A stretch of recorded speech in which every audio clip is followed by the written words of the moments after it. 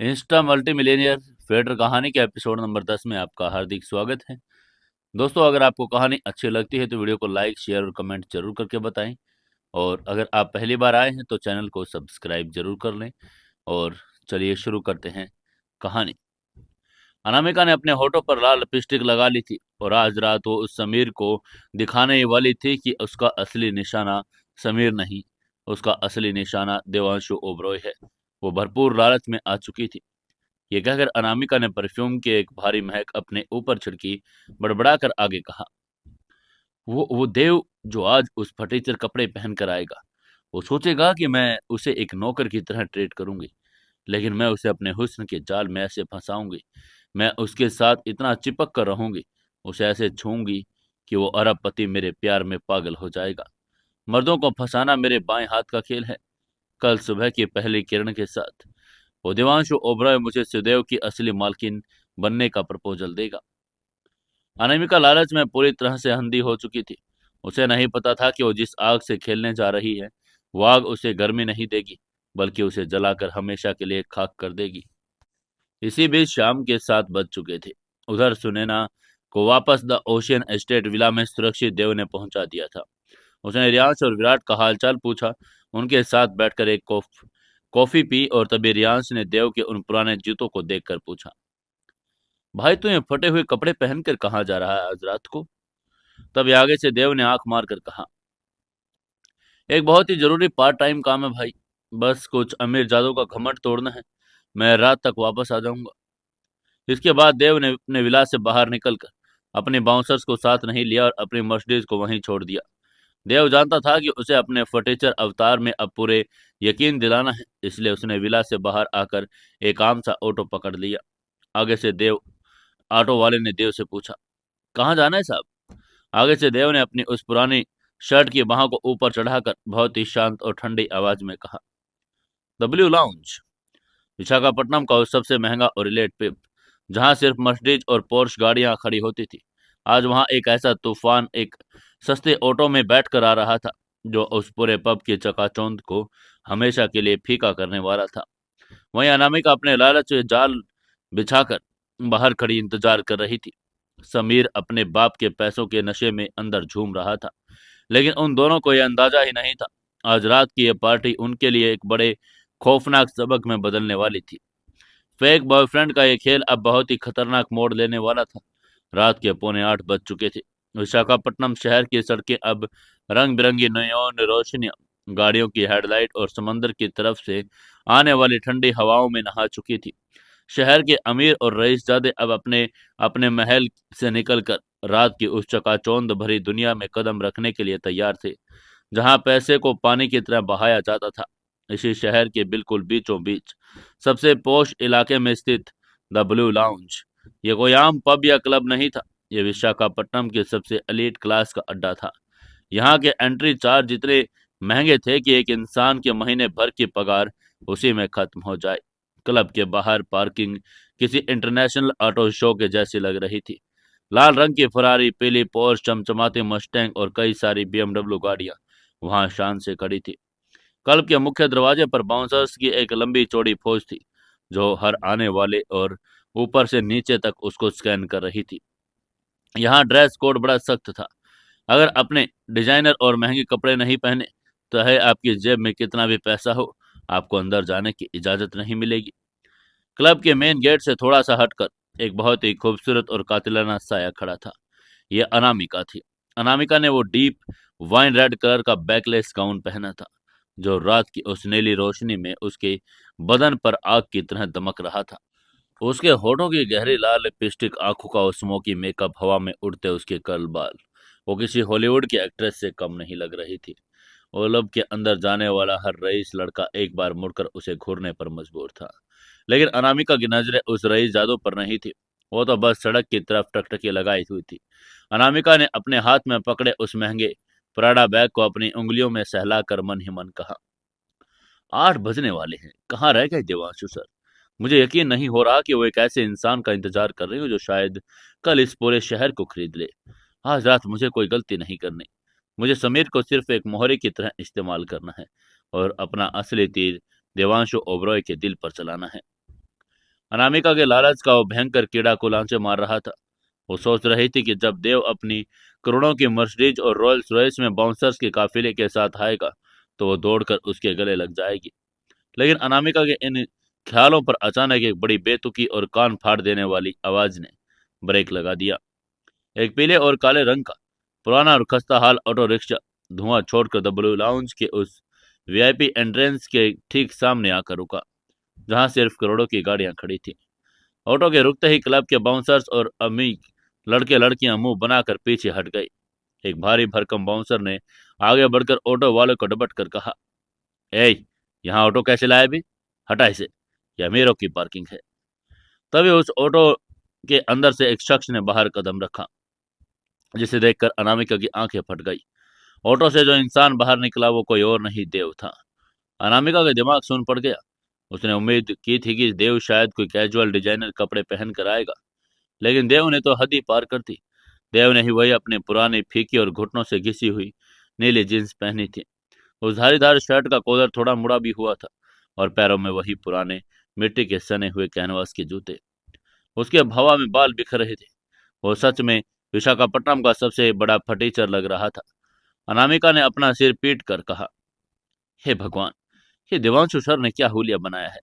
मैं जानती हूं कि ये उनका अंडर कवर नाटक है, लेकिन इतने भद्दे कपड़ों में बाउंसर्स इन्हें अंदर कैसे जाने देंगे।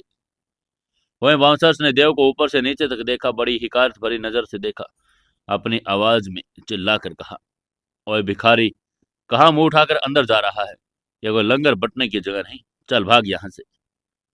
देव के चेहरे पर कोई गुस्सा नहीं आया। उसने बड़ी ही शांति से अपनी जेब से 100 का नोट निकाला, ऑटो वाले को दिया और बांसर की तरफ पलटकर एक बहुत ही रहस्यमय और ठंडी मुस्कान के साथ देखा। देव कुछ बोलने ही वाला था, अनामिका अपनी हाई हील्स में दौड़ती हुई वहां पहुंच गई। अनामिका ने बाउंसर्स को रोक कर कहा, रुक जाओ, ये मेरे साथ हैं। तभी उस बाउंसर ने अनामिका को पहचाना। अनामिका अक्सर यहाँ इस क्लब में आती थी। बाउंसर्स ने देव की शर्ट को घूर कर हैरानी से पूछा, मैम आप इन्हें जानती हैं? लेकिन मैम, हमारा ड्रेस कोड इस फटीचर हालात में इन्हें अंदर नहीं जाने दे सकता। अनामिका ने तुरंत अपने बैग से वीआईपी गोल्ड कार्ड निकाला, बाउंसर्स के मुंह पर मारकर कहा, मैं इस क्लब की वीआईपी मेंबर हूँ, ये मेरे गेस्ट हैं। क्या अब तुम इन्हें रोकोगी? तुम्हारे मैनेजर को बुलाना पड़ेगा क्या? वीआईपी कार्ड देखकर बाउंसर्स ने चुपचाप अपना सिर झुका लिया और पीछे हट गया। रास्ता साफ था। अनामिका ने राहत की सांस ली, तुरंत पलटकर देव की तरफ एक बहुत ही कातिलाना नशीली मुस्कान फेंकी। अनामिका ने अपनी आवाज में शहद घोलकर कहा, हाय देव। उसने जानबूझकर कदम बढ़ाए और देव के बिल्कुल करीब आकर खड़ी हो गई। उसके परफ्यूम की तेज महक देव की सांसों तक पहुंच रही थी। अनामिका ने अपना हाथ आगे बढ़ाया और देव की बाह में फंसने की कोशिश की, ताकि वो रोमांटिक कपल की तरह नजर आए। अनामिका को लगा था कि कोई भी मर्द, चाहे कितना भी बड़ा अरबपति क्यों ना हो, उसके इस डिजाइनर गाउन और इस जिस्मानी नजदीकी से सामने पिघल जाएगा। लेकिन जैसे ही अनामिका का हाथ देव की बाह को छूने वाला था, देव ने अपनी बाह को बड़े ही हल्के से लेकिन इतनी फुर्ती से पीछे कर लिया कि अनामिका का हाथ हवा में रह गया, जिससे अनामिका झेंप गई। उसने हैरानी से देव की आंखों में देखा। देव की उन आंखों में कोई वासना, कोई आकर्षण या कोई पिघलाव नहीं था। उन आंखों में सिर्फ और सिर्फ एक बहुत ठंडा, खौफनाक और राजाओं वाला गुरूर था। तभी देव ने धीरे से अनामिका से कहा, दूरी बनाकर रखो अनामिका। तुम्हारी बहन ने मुझे फेक बॉयफ्रेंड बनने के लिए कहा है, कोई चिपको आशिक बनने के लिए नहीं। जहां तक मुझे याद है, ये नाटक सिर्फ उस अमीर को दिखाने के लिए है। तो अपनी ये अदाएं और ये नजदीकियां उस अमीर के लिए बचा कर रखो, मुझसे दूर रहकर चलना। ये कहते हुए देव ने अपनी आवाज को इतना धीमा रखा कि सिर्फ अनामिका सुन सके। उसकी आवाज में बर्फ जैसी ठंडक थी। देव के इन शब्दों ने अनामिका के जिस्म में एक सिरन दौड़ा दी। उसका सारा घमंड, उसकी सारी खूबसूरती का गुरूर एक सेकंड में चकनाचूर हो गया। उसे समझ आ गया कि देवांशु ओबरॉय कोई ऐसा आम मर्द नहीं जिसके वो हुस्न में जाल में फंसा ले। अनामिका ने हकला कर कहा, सॉरी। ये कहते वो तुरंत एक कदम पीछे हट गई। तभी आगे से देव ने एक व्यंग्यात्मक मुस्कान के साथ कहा, गुड, चलो अब मुझे देखना है कि इस ब्लू लाउंज के अंदर ऐसा क्या खास है कि जिस पर अमीरजादे इतना ज्यादा उछलते हैं। देव ने अपने दोनों हाथों को अपने उस घिसी हुई जीन्स की जेब में डाला, एक बहुत ही बेपरवाह लेकिन अजय चाल के साथ क्लब के उस विशाल कांच के दरवाजे के अंदर दाखिल हो गया। अनामिका एक सहमी हुई बिल्ली की तरह उसके पीछे चल रही थी। क्लब के अंदर का माहौल किसी दूसरी ही दुनिया का लग रहा था। नीली और लाल लेजर लाइट्स पूरे हॉल में नाच रही थी। स्पीकर से बड़ी तेज और धड़कनों की आवाज देने वाला इलेक्ट्रॉनिक डांस म्यूजिक बज रहा था। हवा में महंगी शराब, सिगार और परफ्यूम की महक घुली हुई थी। बीच में एक बहुत बड़ा डांस फ्लोर था जहां पर शहर के लड़के लड़कियां डिजाइनर कपड़ों में झूम रहे थे। जैसे ही देव और अनामिका ने अंदर कदम रखा, लाइट्स की एक बीम उनके ऊपर से गुजरी। वहां मौजूद लोगों की नजरें अनामिका के उस वाइन रेड गाउन पर पड़ी तो कई लड़कों के मुंह में सीटियां निकलने लगी थी। लेकिन जब उनकी नजर अनामिका के साथ चले उस फटीचर देव पर गई तो म्यूजिक की उस तेज आवाज के बावजूद लोगों की आंखों में हैरानी और घिन का भाव साफ देखा जा सकता था। तभी एक लड़की ने अपना मुंह बनाकर कहा, ओह ये कौन है? उसकी ये बात सुनकर आगे से एक और लड़की ने कहा, ये भिखारियों जैसा लड़का अंदर कैसे आ गया? तभी उनके पास खड़े लड़के ने हैरान होकर कहा, और अनामिका इसके साथ क्या कर रही है? ये इसका नौकर है क्या? चारों तरफ से कानाफूसी शुरू हो गई। लोग मुंह पर हाथ रखकर हंस रहे थे। ये सब देखकर अनामिका को शर्म के मारे जमीन में गिरने का मन कर रहा था। वो हमेशा से ऐसी पार्टियों की जान हुआ करती थी। आज पूरे क्लब के सामने उसका मजाक बन रहा था, लेकिन वो कुछ नहीं कह सकती थी क्योंकि वो जानती थी ये कचरा दिखने वाला लड़का असल में इस पूरे क्लब को कुछ ही मिनटों में खरीद सकता है। वही देव को इन घूरती हुई नजरों से कोई फर्क नहीं पड़ रहा था, बल्कि वो इस नज़ारे को बहुत ही मजे से एंजॉय कर रहा था। वो देखना चाहता था कि ये अमीर लोग किसी गरीब को देखकर कितना नीचता पर उतर सकते हैं। तभी अनामिका देव को लेकर क्लब के वीआईपी सेक्शन की तरफ बढ़ी।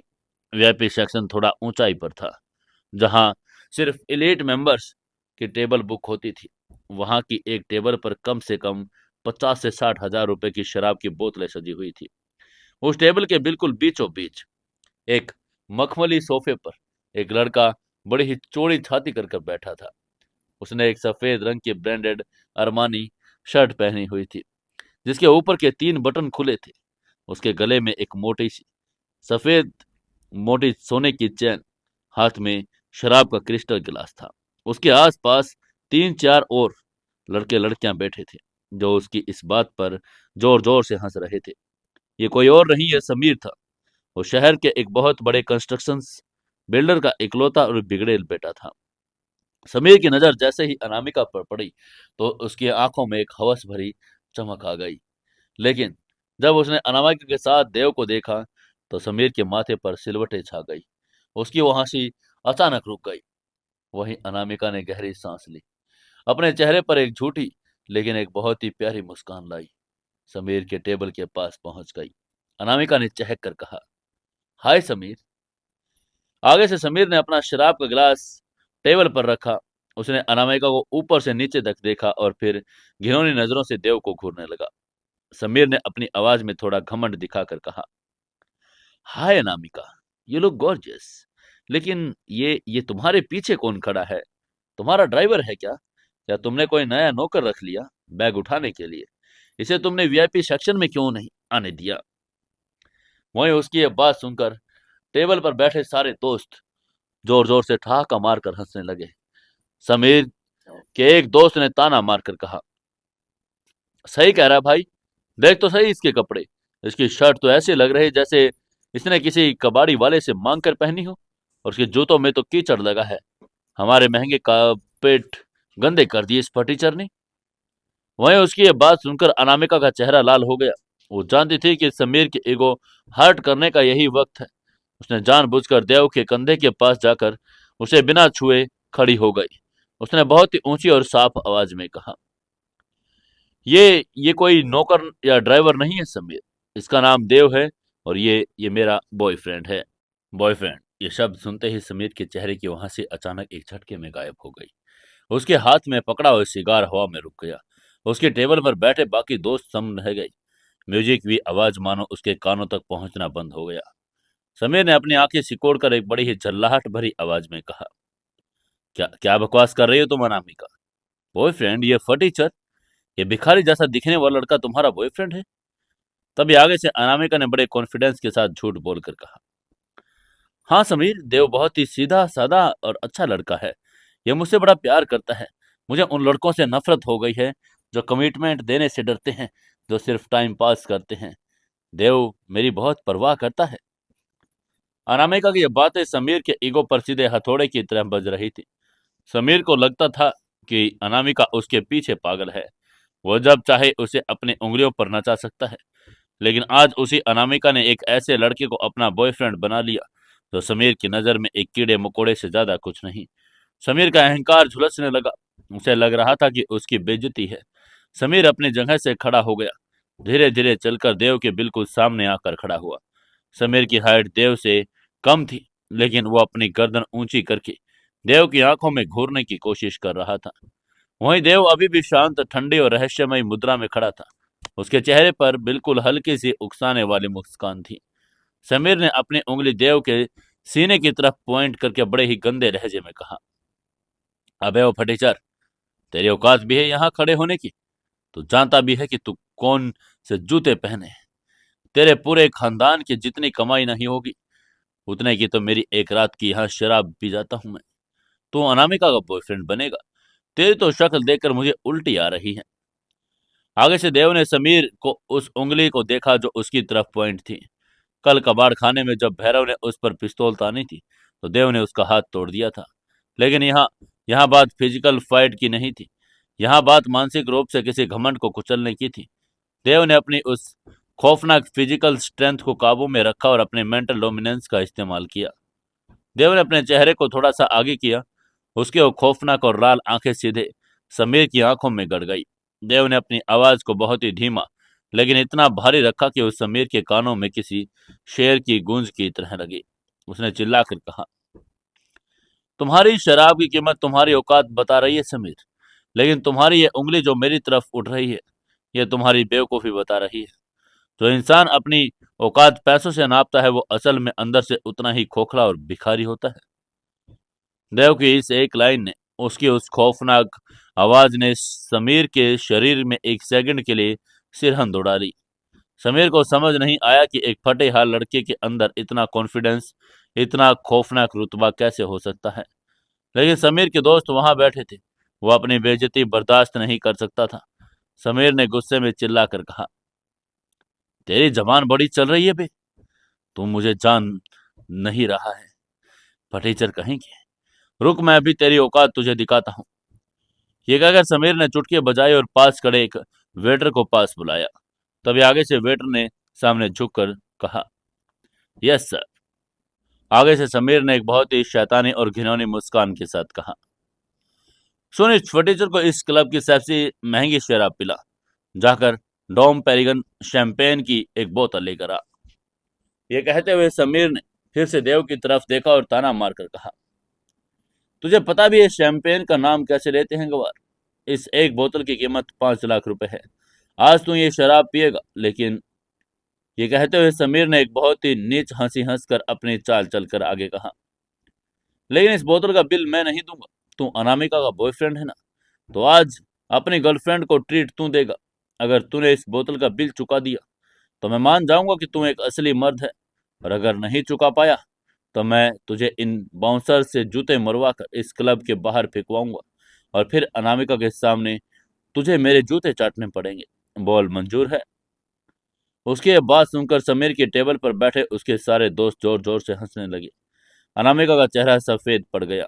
वो जानती थी देव 5 लाख तो क्या 5 करोड़ भी अभी फेंक सकता है। लेकिन उसे डर था कि देव का फटीचर वाला नाटक अब खत्म हो जाएगा और वो समीर की हड्डियां तोड़ देगा। इसलिए अनामिका ने घबरा कर कहा, समीर, ये क्या बदतमीजी है? देव यहाँ कोई शर्त नहीं लगाने आया। प्लीज इस तमाशे को बंद करो। उसकी ये बात सुनकर आगे से समीर ने चिल्लाकर कहा, तुम बीच में मत बोल अनामिका। मुझे देखना है कि तेरा ये नया आशिक कितनी औकात रखता है। तभी वेटर कुछ ही मिनटों में एक बाल्टी में बर्फ के साथ वो 5 लाख रुपए की शानदार शैंपेन की बोतल, 2 क्रिस्टल गिलास लेकर आ गया। उसने वो बोतल समीर की टेबल पर रख दी। समीर ने वो बोतल उठाई और उसे देव के चेहरे के बिल्कुल सामने कर कर कहा, निकाल 5 रुपए का फटीचर, दिखा अपनी औकात। क्लब के उस वीआईपी सेक्शन में अब म्यूजिक की आवाज काफी लोगों का ध्यान इस तमाशे की तरफ खींच रही थी। लोग देख रहे थे कि एक अमीर ज्यादा एक गरीब लड़के की सरेआम बेइज्जती कर रहा है। वहीं देव अपनी जगह पर बिल्कुल शांत खड़ा था। उसकी आंखों में अब कोई घबराहट नहीं थी। तभी देव ने अपनी पैंट की जेब से अपने दोनों हाथ बाहर निकाले। उसने बहुत ही इत्मीनान से अपना हाथ आगे बढ़ाया और समीर के हाथ से वो 5 लाख की शैंपेन की बोतल पकड़ ली। समीर को लगा कि देव डर गया, शायद बोतल वापस रखने वाला है। लेकिन देव ने जो किया, उसने वहां खड़े हर एक इंसान के होश उड़ा दिए। देव ने शैंपेन की बोतल को अपने हाथ में पकड़ा, उसे एक बार देखा और फिर देव ने अपना हाथ हवा में ऊपर उठाया। उस 5 लाख की पेरिगन डोम शैंपेन की बोतल को ताकत से फर्श पर दे मारा। बोतल का महंगा कांच हजारों टुकड़ों में टूटकर पूरे वीआईपी सेक्शन में बिखर गया। 5 लाख रुपए की वो कीमती शराब फर्श पर पानी की तरह बहने लगी। कांच के टूटने की आवाज इतनी तेज थी कि म्यूजिक भी सामने फीका पड़ गया। पूरे क्लब में एक मौत का सन्नाटा छा गया। समीर की आंखें फटी की फटी रह गई। उसका मुंह खुला रह गया। उसके दोस्तों की सांसें अटक गई। अनामिका ने डर के मारे अपनी आंखें बंद कर ली। 5 लाख रुपए की शराब एक सेकंड में जमीन पर एक फटीचर लड़के ने। तभी देव ने अपने जूते से उस कांच के टुकड़े को साइड में खिसकाया। उसने अपने चेहरे को थोड़ा सा आगे किया और समीर की उन फटी हुई आंखों में देखकर बड़ी खौफनाक और शैतानी मुस्कान के साथ कहा, तुम्हारी इस 2 कौड़ी की शराब में वो नशा नहीं है समीर, जो मेरी प्यास बुझा सके। और रही बात बिल चुकाने की, तो इस कूड़े का बिल चुकाने में मुझे कोई दिलचस्पी नहीं है। उसके बात सुनकर समीर का खून उबलने लगा। उसका ईगो इस कदर हार्ड हो चुका था कि वो किसी भी हद पर जाने के लिए तैयार था। समीर ने पागलों की तरह चिल्लाकर कहा, तूने तूने मेरी टेबल पर 5 लाख की बोतल फोड़ी? कमीने, तेरी इतनी हिम्मत! मैनेजर मैनेजर को बुलाओ, बाउंसर्स! समीर की आवाज सुनकर क्लब का हेड मैनेजर और कम से कम 20 को 5-6 हट्टे कट्टे बाउंसर्स तुरंत भागकर वीआईपी सेक्शन की तरफ आए। मैनेजर ने घबरा कर पूछा, क्या क्या हुआ सर? समीर सर, क्या बात है? वो लोग इसलिए घबराए थे क्योंकि समीर उनका रेगुलर वीआईपी कस्टमर था। तभी समीर ने देव की तरफ इशारा किया और पागलों की तरह चिल्लाकर कहा, इस फटीचर कुत्ते ने मेरी 5 लाख की बोतल तोड़ी। इसने कोड ड्रेस भी फॉलो नहीं किया।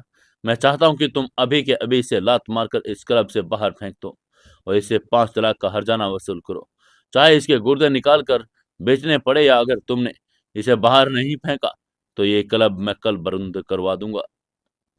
उसकी बात सुनकर मैनेजर ने देव के उस पुराने कपड़े और फर्श पर बिखरी शराब को देखा। उसे लगा कि सच में कोई सड़क छाप मवाली अंदर आ गया। मैनेजर ने देव की तरफ गुस्से में बढ़कर अपने बाउंसर्स को ऑर्डर देकर कहा, ओए तू अंदर कैसे आया भाई? पकड़ो इस साले को, इसका कॉलर पकड़कर घसीट कर बाहर ले जाओ इसे। उसकी ये बात सुनते ही 5 बाउंसर्स देव की तरफ आए। वो देव का कॉलर पकड़ने ही वाले थे, तभी अनामिका चीख पड़ी। उन्होंने चीख कर कहा, रुक जाओ, इन्हें हाथ मत लगाना। लेकिन बाउंसर्स कहाँ सुनने वाले थे।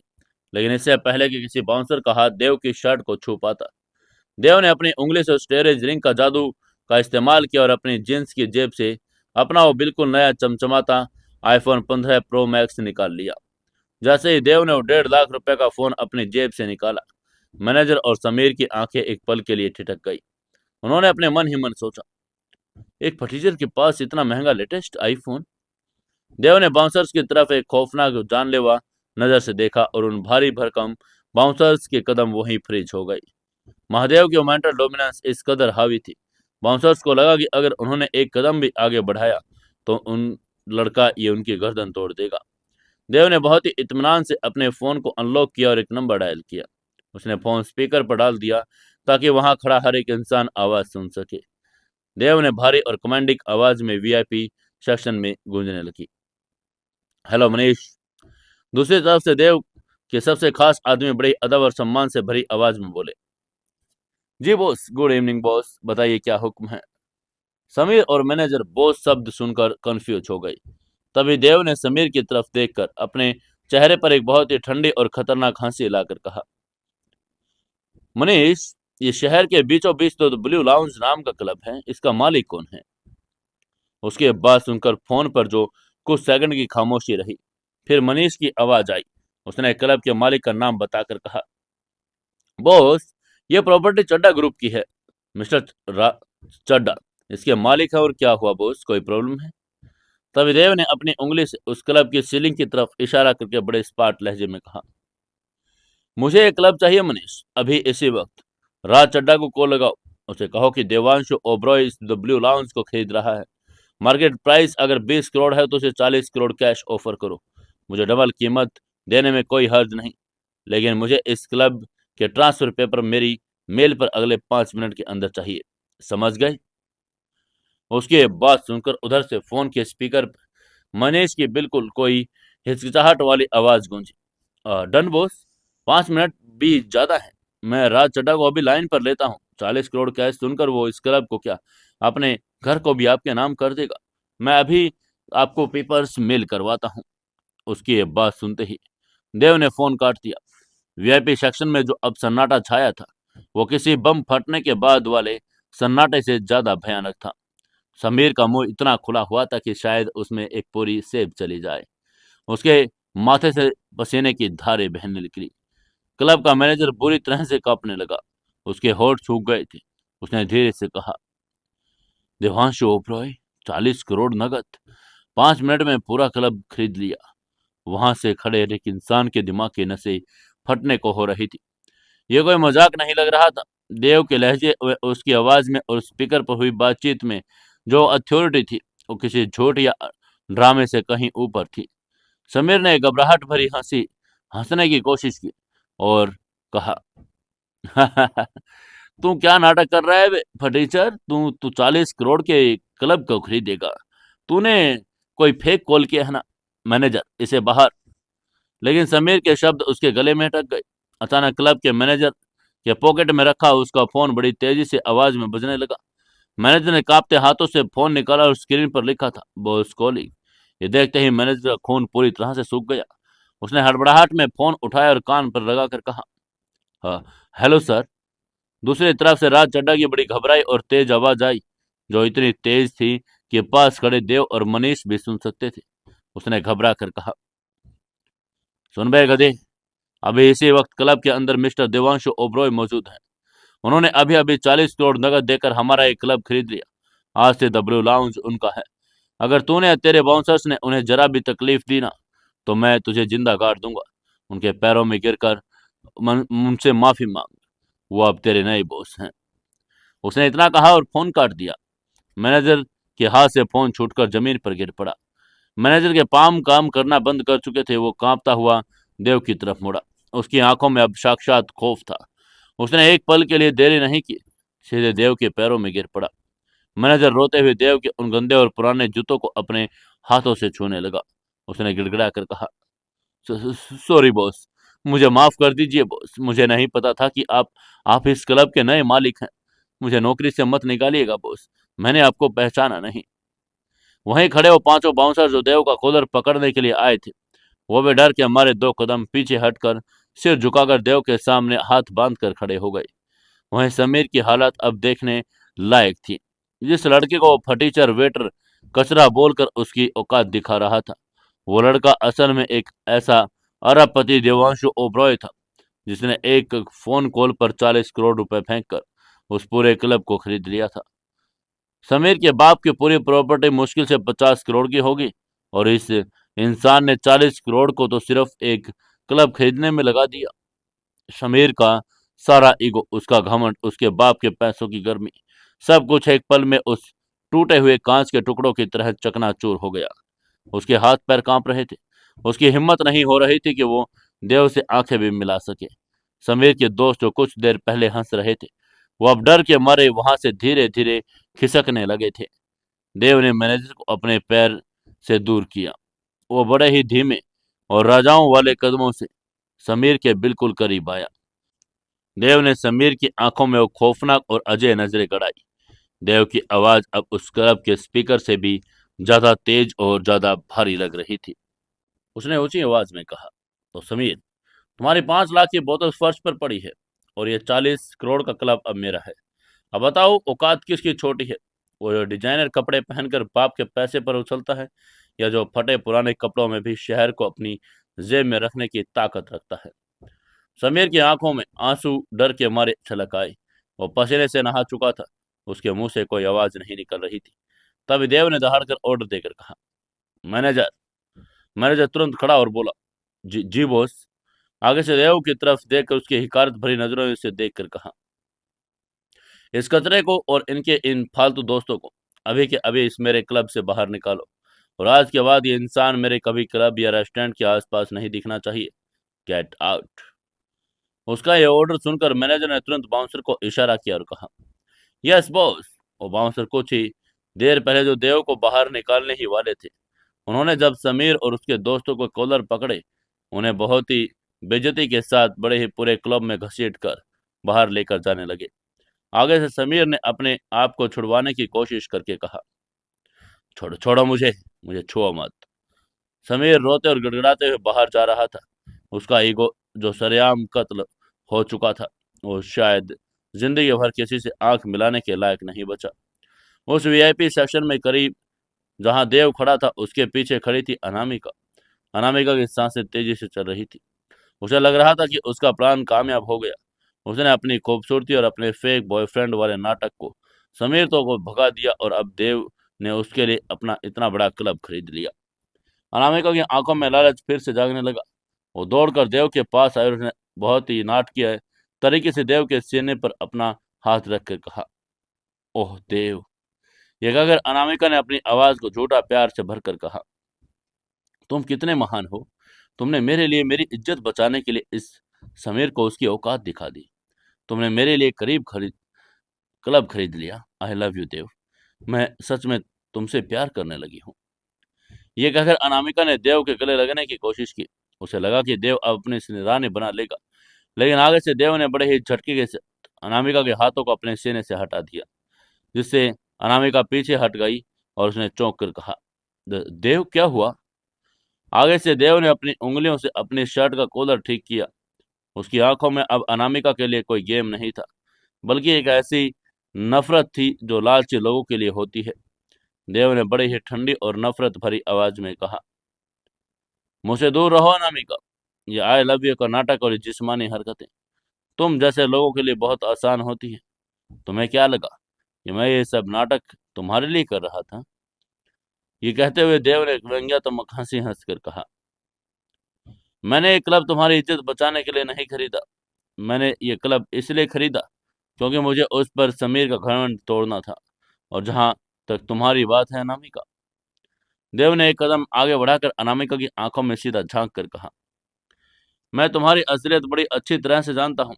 तुम कल रात उस समीर के पीछे पागल थी, उसके पैसों के लिए, और आज सुबह तुमने उस मुझे फटीचर समझकर अपनी बहन से मेरा मजाक उड़वाया। लेकिन जैसे ही तुम्हें मेरी असलियत का पता चला, जैसे ही तुमने मुझे 2 करोड़ नगद फेंकते देखा, तुम्हारी आंखों में लालच आ गया। तुम इस फेक बॉयफ्रेंड के नाटक को सच्चाई में बदलना चाहती थी, ताकि तुम मेरी दौलत की मालकिन बन सको। उसकी ये बात सुनकर अनामिका का चेहरा शर्म और बेइज्जती में पीला पड़ गया। उसका असली चेहरा सरेआम बेनकाब हो चुका था। तभी देव ने एक एक शब्द को बड़े ही सख्त लहजे में आगे कहा, सुन लो मेरी बात। तुम जैसे लालची और दो मुही लड़कियों के लिए मेरे दिल में और मेरे अंपायर में कोई जगह नहीं। मेरा दिल सिर्फ और सिर्फ सुनैना के लिए धड़कता है, जिसने मेरी गरीबी में मेरा साथ दिया। तुम सिर्फ मेरे लिए एक मोहरा थी, इस समीर को औकात दिखाने के लिए। तुम्हारा काम खत्म हो चुका है। ये कहकर देव ने मुड़कर मैनेजर की तरफ देखकर कहा, मैनेजर, इस लड़की को बाहर का रास्ता दिखाओ।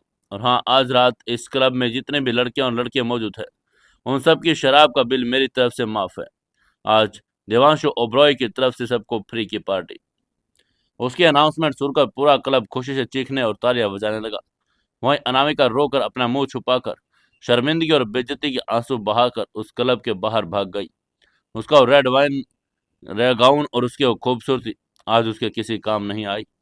इसके बाद देव ने उस क्लब के टूटे हुए कांच और बिखरी हुई 5 लाख की शराब पर एक आखिरी नजर डाली, और उसने आज रात जो दिखाया था, असली ताकत रुतबा कपड़ों से नहीं, इंसान की हैसियत और उसके दिमागी खेल से तय होता है। देव बहुत ही अजय और खामोश चाल से डब्ल्यू लाउंज के उस वीआईपी सेक्शन के नीचे उतरा, मेन गेट की तरफ बढ़ गया।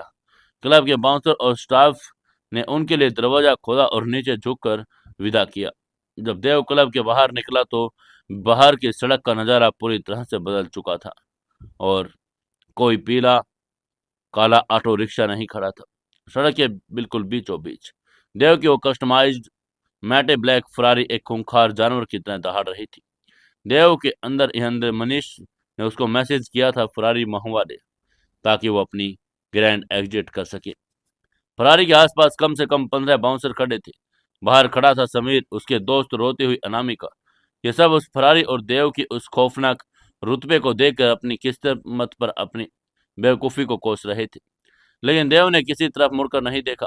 वो शान से अपनी फरारी की ड्राइविंग सीट पर बैठा और उसने इंजन पर एक जोरदार रेव दिया और फरारी के इंजन की वो दहाड़ पूरे इलाके में गूंज गई, जिसने समीर और अनामिका के कानों के पर्दे फाड़ दिए। देव ने गियर डाला और मैटे ब्लैक फरारी चीखती हुई टायरों के साथ विशाखापट्टनम की उन रोशियों भारी सड़क पर गायब हो गई। आज रात वो फेक बॉयफ्रेंड का सारा खेल देव के लिए एक बहुत ही साइकोलॉजिकल जीत थी। देव जानता था कि असली और खूनी खेल अभी बाकी है। जोगिंदर का स्कॉर्पियन ग्रुप अब इस शहर के उस खून का प्यासा होकर घूम रहा होगा। देव ने अपनी फरारी को द ओशियन एस्टेट की तरफ मोड़कर कहा, अब तेरा वक्त आ गया है जोगिंदर। कल की सुबह अंडरवर्ल्ड के लिए एक बहुत ही भयानक सुबह होने वाली है। विशाखापट्टनम की नीली और खौफनाक रात में जहां सड़क पर अंडरवर्ल्ड और रईसों के घमंड का तांडव चल रहा था, वहीं उधर रईसजादे के किनारे वाले ओशियन एस्टेट की एक बिल्कुल अलग ही तरह बेचैनी और जज्बातों का बॉन्डर उमड़ रहा था। ये बेचैनी किसी खौफ या डर की नहीं थी, बल्कि ये उस बेकरारी की थी जो अपने से दूर होने पर एक सच्चे प्यार को करने के लिए दिल में उठती है। विला के उस भव्य और एयर कंडीशनड चार दीवारी के अंदर का माहौल बहुत ही शांत था, लेकिन सुनैना के दिल की धड़कनें किसी तेज चलती हुई ट्रेन की तरह भाग रही थी। रात के 9:30 बज चुके थे। सुनैना विला के उस विशाल और ऑर्डन के किचन में खड़ी थी। यह किचन किसी 5 स्टार होटल के किचन से कम नहीं था। इटालियन मार्बल के काउंटर स्टॉप्स, विदेशी ओवन, बड़ी बड़ी चिमनियाँ, हर तरह की आधुनिक मशीनें यहाँ मौजूद थी। विला के 2 प्रोफेशनल शेफ देव ने जो काम पर रखे थे वो आज किचन के बाहर हाथ बांधे खड़े थे, क्योंकि आज सुदेव की मालकिन ने उन्हें किचन में कोई काम करने से मना कर दिया था। आज सुनैना अपनी जिंदगी में पहली बार अपने हाथों से देव के लिए डिनर बनाने का फैसला किया। सुनैना अपने बालों को एक जोड़ा बनाकर कमर पर एप्रन बांधकर मन ही मन सोचा, देव ने आज तक मेरी माँ के ठेले का सैंडविच खाया, लेकिन आज मैं उसे अपने हाथों से बना हुआ घर का वो शुद्ध और स्वादिष्ट खाना खिलाऊंगी, जिसमें सिर्फ मसाले नहीं बल्कि मेरा पूरा दिल और मेरी रूह का प्यार मिला होगा। उसी के साथ किचन के अंदर से शुद्ध देसी घी, तड़के वाले जीरे और मसालों की एक ऐसी सौंधी और लजीज महक उठ रही थी, जिसने पूरे विला के माहौल को किसी त्योहार के जैसा बना दिया। सुनैना ने आज बड़ा खास मेन्यू तैयार किया। उसने एक तरफ दाल मखनी को धीमी आंच पर पकने के लिए रखा, जिसमें मखनी और कसूरी मेथी की खुशबू आ रही थी। दूसरी तरफ उसने पनीर लबाबदार और मटर पुलाव तैयार किया। मीठे और अपनी सबसे खास और देव के लिए स्पेशल केसर और बादाम वाली खीर बनाई, जिसकी मीठी महक नहीं किसी भी भूखे की 10 गुना भूख बढ़ जाए। खाना पूरी तरह से बनकर तैयार हो चुका था। सुनैना ने बहुत ही सलीके से डाइनिंग टेबल पर कांच और चांदी के बर्तन सजा दिए, लेकिन खाना तैयार होने के बावजूद डाइनिंग टेबल की वो कुर्सियां अभी भी खाली थी। सुनैना बार बार दीवार पर टंगी उस बड़ी सी विंटेज घड़ी की तरफ देख रही थी। सुनैना ने अपने एप्रन से हाथ पोंछकर बहुत ही फिक्र भरी आवाज में खुद से कहा, 9:45 बज गए, देव अभी तक वापस क्यों नहीं आया? उसने तो कहा कि वो बस समीर का घमंड तोड़ने जा रहा है, इतनी देर तो नहीं लगनी चाहिए। सुनैना हॉल के उस बड़े से कांच की खिड़की के पास जाकर खड़ी हो गई, जहां से विला का मेन गेट और बाहर का रास्ता साफ दिखाई दे रहा था। वो टकटकी लगाए बस उसी रास्ते को घूर रही थी। उसके दिमाग में आज बड़े सारे अजीब अजीब डरावने ख्याल आने लगे थे। उसने मन ही मन सोचा, क्या वो ब्लू लाउंज में किसी मुसीबत में नहीं फंसा? समीर बहुत अमीर और बिगड़े लड़का है, कहीं उसने देव के साथ हाथापाई तो नहीं कर दी? नहीं, देव तो बड़ा ताकतवर है, उसे कोई नहीं मार सकता। लेकिन वो अनामिका, अनामिका का ख्याल आते ही सुना के दिल में एक अजीब सी चुभन और हल्की सी जलन फिर से पैदा हो गई। उसने मन ही मन आगे सोचा, अनामिका बहुत खूबसूरत है, उसने जरूर कोई ऐसी डिजाइनर ड्रेस पहनी होगी जो किसी भी लड़के का ध्यान खींच ले। वो बहुत चालाक है, उसने मुझे बताया कि देव को फंसाने की कोशिश करेगी। कहीं देव उसके उस फेक बॉयफ्रेंड वाले नाटक में सचमुच बहक तो नहीं जाएगा। कहीं वो उस क्लब की चकाचौंध और उस अनामिका की बातों में उलझकर मुझे भूल तो नहीं गया। ये सोचकर सुनैना ने अपने सिर पर जोर से हिलाकर अपने इन ख्यालों को झटक दिया। सुनैना ने खुद से डांट कर कहा, नहीं नहीं, मैं क्या सोच रही हूँ। देव ऐसा नहीं है। उसने मुझे आज ही कहा था कि उसका दिल सिर्फ मेरे लिए धड़कता है। ये बस अपना काम खत्म करके आ रहा होगा। मुझे उस पर पूरा भरोसा है। लेकिन प्यार करने वाले के दिल की फितरत ही ऐसी होती है कि चाहे कितना भी भरोसा कर ले, जब तक उसका महबूब उसकी आंखों के सामने सुरक्षित नहीं होता, तब तक उसे चैन नहीं मिलता। सुनैना पागलों की तरह हॉल में इधर उधर चक्कर काटने लगी। तभी सुनैना की माँ धीरे से सीढ़ियां उतर कर नीचे हॉल में आई। उन्हें भी अब भूख सताने लगी थी। सुबह से इतनी भाग दौड़ और थकान के बाद किचन से आ रही उस लजीज महक ने उनके पेट के चूहे दौड़ा दिए थे।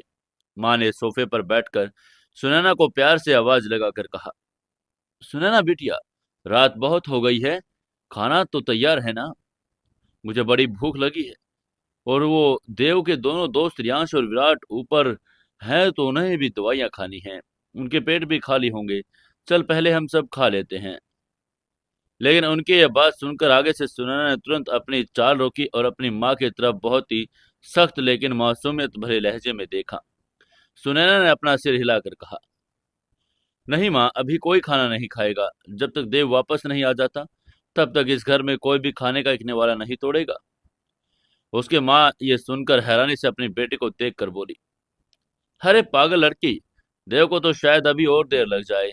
वो किसी बड़े काम से गया है। तो मुझे तो कम से कम एक रोटी दे दे।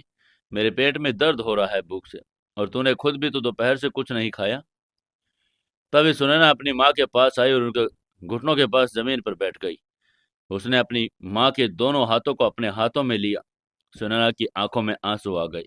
उसने धीरे से अपनी माँ से कहा, माँ, प्लीज आप जानती है ना कि उस लड़के ने हमारे लिए क्या किया। कल तक जब हम उस ठेले पर रो रहे थे, जब हमारी जिंदगी तबाह हो रही थी, तो देव ही था जो मौत का फरिश्ता बनकर हमारे दुश्मनों के साथ लड़ा। उसने हमें ये 15 करोड़ का महल दिया। उसने हमारे सुदेव के सपने को हकीकत बनाया। वो कल रात से सोया नहीं है माँ। ये कहकर सुनैना की आवाज भर्रा गई। उसने अपनी बात को आगे कहा, उसने आज तक मुझे सिर्फ ठेले का रूखा सूखा सैंडविच खाते देखा। आज मैंने पहली बार अपनी पूरी शिद्दत और प्यार से उसके लिए ये घर बनाया है। और अगर हम उसके बिना ही खा लेंगे तो उसे कैसा लगेगा। मैं चाहती हूँ कि जब वो थका हारा इस दरवाजे के अंदर आए, तो उसे एक घर खाली नहीं बल्कि पूरा परिवार डाइनिंग टेबल पर उसका इंतजार करता हुआ मिले। मैं चाहती हूँ कि वो पहला निवाला मेरे हाथों से खाए। इसलिए प्लीज माँ, बस थोड़ी देर और इंतजार कर लीजिए। सुनैना की इन बातों में जो जज्बात, जो प्यार, जो इज्जत देव के लिए छलक रही थी, उसे सुनकर माँ का दिल पसीज गया। माँ ने मुस्कुराकर सुनैना के सिर पर प्यार से हाथ फेर कर कहा, तू सच में बदल गई मेरी बच्ची। एक दिन में ही तू इतनी समझदार, इतनी बड़ी हो गई। मुझे तेरी इस जिद पर फक्र है। ठीक है, मैं और कोई भी देव के बिना एक नवाला नहीं खाएंगे। हम सब इंतजार करेंगे। उसकी ये बात सुनकर आगे से सुनैना ने खुशी में अपनी माँ के हाथों को चूम कर कहा, थैंक यू माँ। तभी ऊपर सीढ़ियों से कुछ हल्की हल्की आवाजें आने लगी।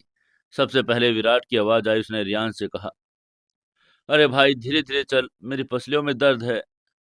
उसकी ये बात आगे होते रियांश ने मजाक में कहा, अबे दर्द तो मेरे सिर में भी है, लेकिन इस खाने की खुशबू ने तो मुझे बिस्तर से उठने पर मजबूर कर दिया यार। ये आवाजें सुनकर सुनैना ने उठकर देखा। तभी रियांश और विराट एक दूसरे को सहारा देकर धीरे धीरे सीढ़ियां उतर रहे थे।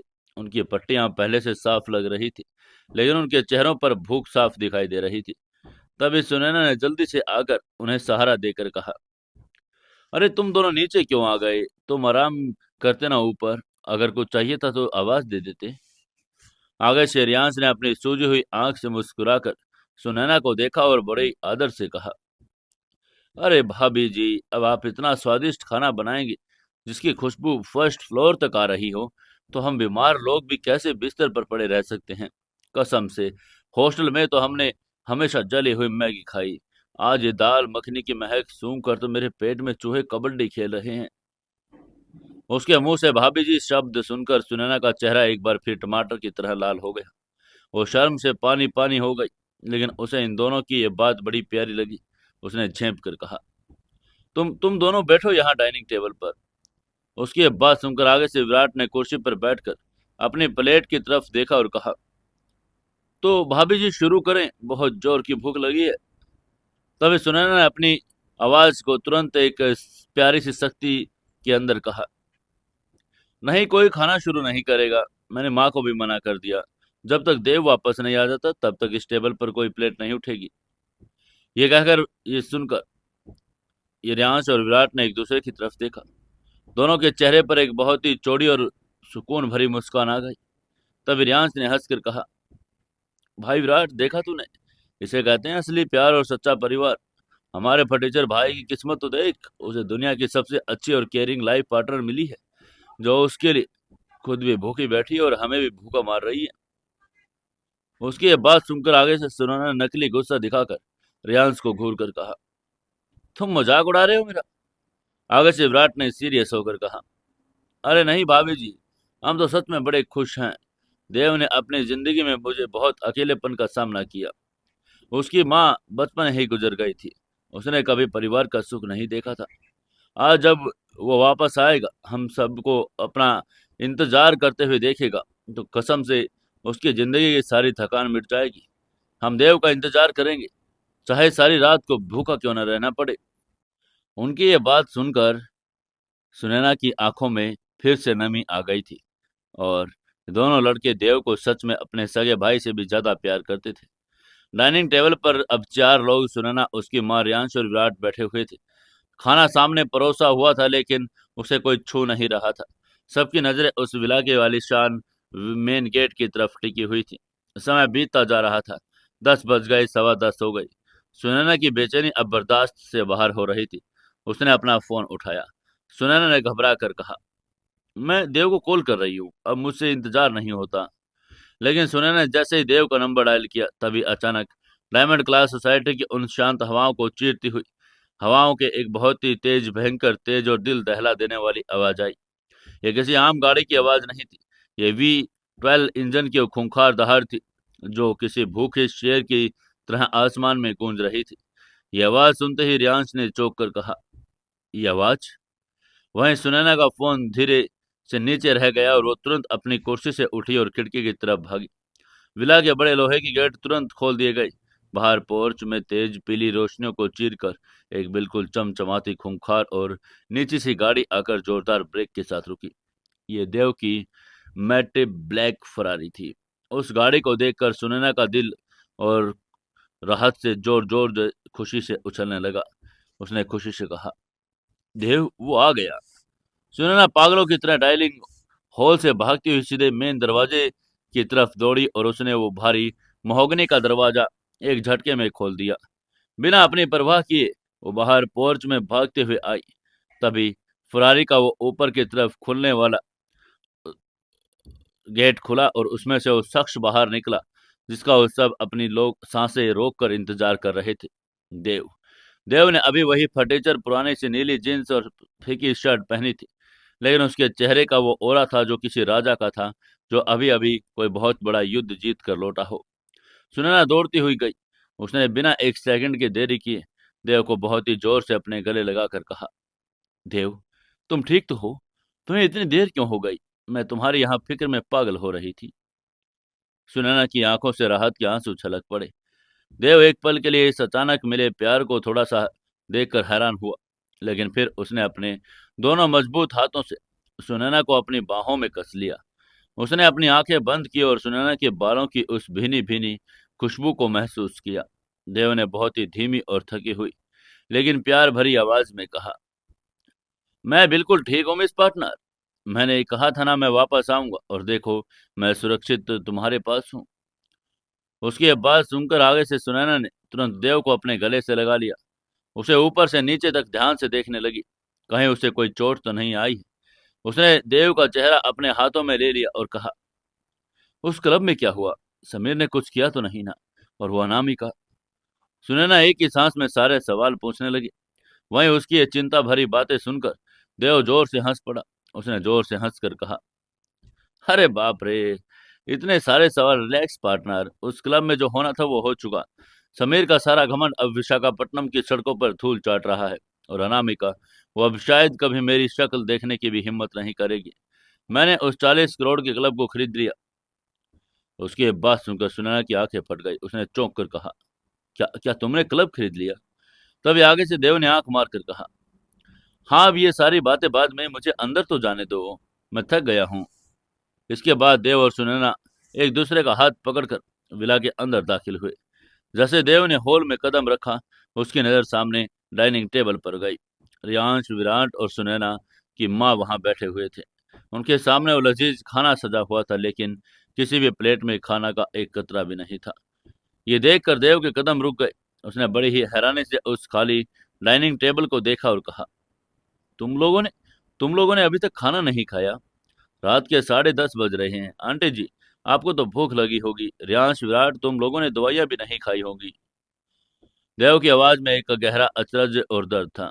उसकी ये बातें सुनकर आगे से रियांश ने मुस्कुरा कर कहा, हम कैसे खा लेते भाई? हमारी भाभी जी ने साफ हुक्म दिया था कि जब तक इस घर का असली मालिक यानी तू वापस नहीं आ जाता, तब तक कोई इस खाने को हाथ नहीं लगाएगा। हम तो बस तेरे दर्शनों का इंतजार कर रहे थे।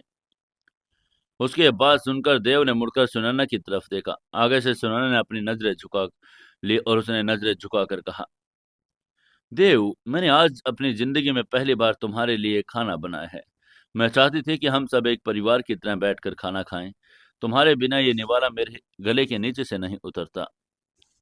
उसके बाद सुनकर देव का गला एक पल के लिए पूरी तरह से रुंध गया।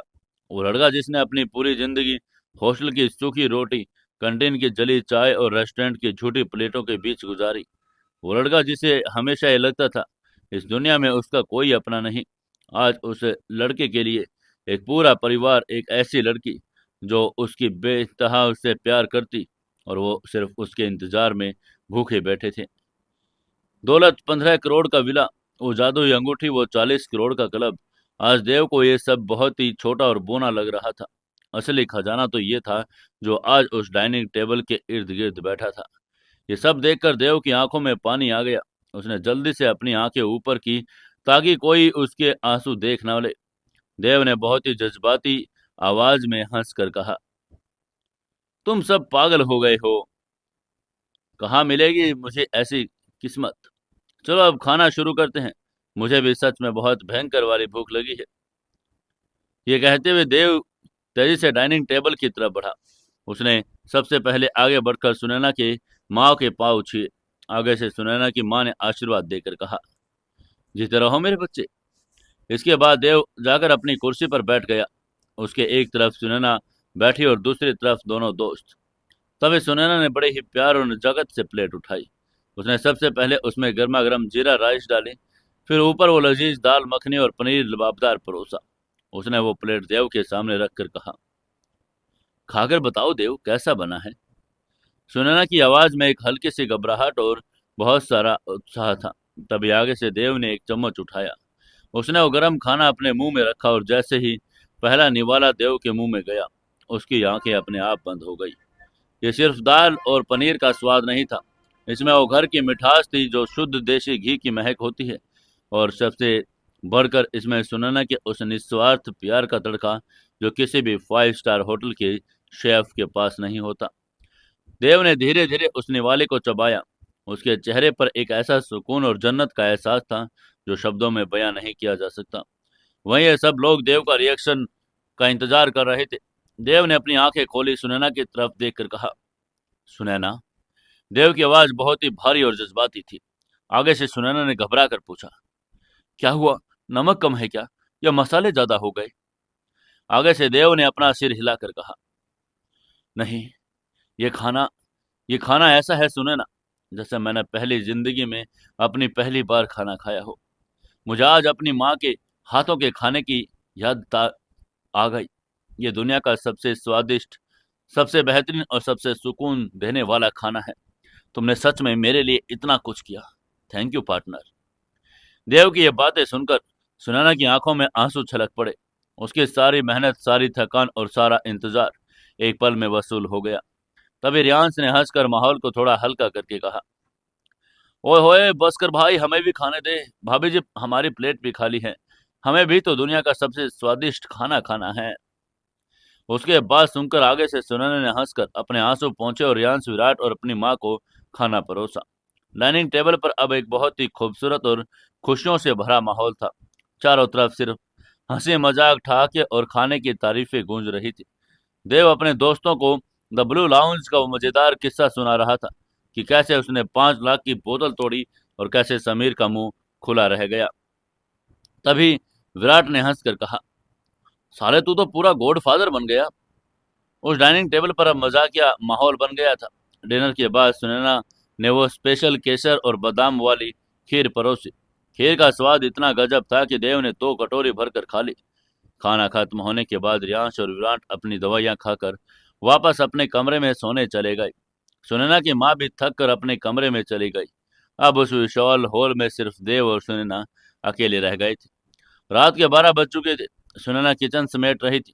देव धीरे धीरे चलकर उसके पास आए। उसने पीछे से सुनैना की कमर में अपने दोनों हाथ डाल दिए, जिसे सुनैना के शरीर में एक तेज सिरहन दौड़ गई।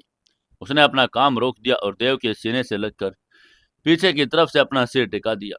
देव ने उसके कान के पास फुसफुसा कर कहा, थक गई हो? आगे से सुनैना ने अपनी आंखें बंद करके कहा, तुम्हारे साथ होने पर सारी थकान दूर हो जाती है। तभी देव ने सुनैना को अपनी तरफ घुमाया। उसने सुनैना के उस खूबसूरत चेहरे को अपने हाथों में लेकर बहुत ही प्यार से कहा, आज तुमने जो मेरे लिए किया है सुनैना, वो मैं कभी नहीं भूलूंगा। लेकिन मेरी जान, आज की रात हमारे सुकून की रात है। उसकी ये बात सुनकर सुनैना के चेहरे पर मुस्कान गायब हो गई। उसने अपनी भौहें सिकोड़ कर पूछा, क्या मतलब देव? देव की आंखों में प्यार बहुत ही ठंडी खतरनाक ज्वाला में बदल रहा था। देव ने अपनी आवाज को सीरियस करके कहा, जोगिंदर शांत नहीं बैठा होगा सुनैना। कल कबाड़ खाने में मैंने उसके 25 आदमियों को मौत के घाट उतारा था। वो इस वक्त पागलों की तरह हमें पूरे शहर में ढूंढ रहा होगा। वो एक खूंखार माफिया है, उसका ईगो बहुत बड़ा है। उसकी ये बात सुनकर आगे से सुनैना ने घबरा कर कहा, तो हम क्या करें देव? तभी सुनैना के दिल में वो पुराना डर वापस आने लगा। उसने ऐसे घबरा कर आगे से देव ने सुनैना को अपने सीने लगा लिया। देव ने बहुत ही खौफनाक और अजय आवाज में कहा, हम डरेंगे नहीं सुनैना, और ना ही हम छुप कर बैठेंगे। कल सुबह मैं इस सादगी के नकाब को हमेशा के लिए उतार दूंगा। कल सुबह ये पूरा विशाखापट्टनम शहर और वो जोगिंदर देवांशु ओबरॉय का असली रूप देखेंगे। कल मैं उसके एम्पायर को उसी के घर में घुसकर खत्म करूंगा। ये कहते हुए देव ने सुनैना के माथे को चूमा और आगे कहा, तुम बस इस विला में महफूज रहना। कल का दिन इस शहर के इतिहास का सबसे बड़ा दिन होने वाला है। तभी सुनैना ने आगे से देव को कसकर पकड़ लिया। वो जानती थी कि देव जो कह रहा है वो करेगा। द ओशियन एस्टेट की रात वो बड़ी खामोश थी। समुद्र की लहरें किनारों से टकरा रही थी, लेकिन इस खामोशी के पीछे एक बहुत ही भयंकर तूफान पल रहा था।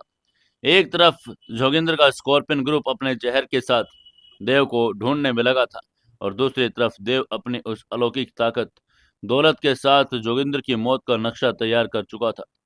कल सुबह विशाखापट्टनम की सड़कों पर जो जंग होने वाली थी, वो रोंगटे खड़ कर देने वाली थी।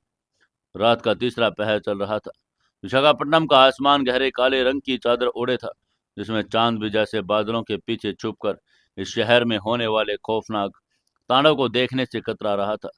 समुद्र की लहरें खामोश नहीं थी, बल्कि वे किनारे पर इस कदर टकरा रही थी जैसे शहर के अंदर उठने वाले तूफान को उकसा रही हो। लेकिन कौन जानता है कि क्या होगा? जानेंगे कल के एपिसोड में। दोस्तों, अगर कहानी अच्छी लग रही है तो वीडियो को लाइक, शेयर और कमेंट जरूर से जरूर करें। और अपने जो शाम को कहानी आती है 7:15 बजे, उसमें एक और कहानी ऐड हो रही है। बड़ी ही इंटरेस्टिंग कहानी है, सीओ इंस्टा।